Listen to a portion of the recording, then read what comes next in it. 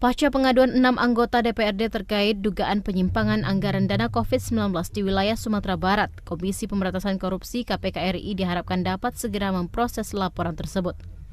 Hal ini diharapkan dapat menjawab pertanyaan masyarakat dan keresahan terhadap kasus dugaan penyelewengan dana COVID-19 yang dapat memicu ketidakpercayaan masyarakat kepada pemerintah terkait himbauan untuk upaya pencegahan COVID-19. Nofrizan, anggota DPRD Sumbar yang merupakan mantan Wakil Ketua Pansus dugaan penyelewengan dana COVID-19 di DPRD Sumbar ini juga menekankan upaya serius untuk mengawal kasus ini hingga tuntas. Untuk itu ia bersama rekannya akan terus melakukan koordinasi agar kasus ini dapat menemukan titik terang. Nofrizan juga berharap Gubernur Sumatera Barat dapat segera mengambil langkah cepat dalam kasus ini. Apa harapan dari masyarakat Sumatera Barat sesuai dengan harapan kami? Ini harus kita usut sampai tuntas, sampai siapapun yang terlibat dalam ini, kalau ini terbukti dan ini tidak bisa dibiarkan. Untuk itulah kami sengaja melaporkan ke KPK. Kesalahan hukum yang terjadi itu adalah terjadi penggelembungan harga dan pengadaan barang yang tidak sesuai spesifikasi. Proses tender diduga direkayasa untuk memenangkan pihak tertentu. Negara mengalami kerugian miliaran rupiah.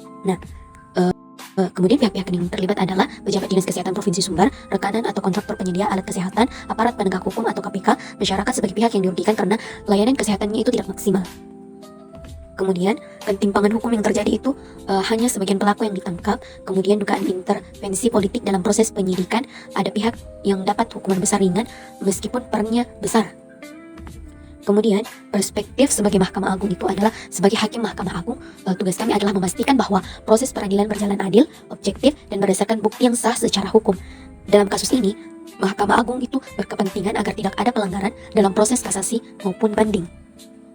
Pandangannya itu adalah MA akan menilai apakah pengadilan tingkat pertama dan banding telah menerapkan hukum secara benar dan tidak berpihak.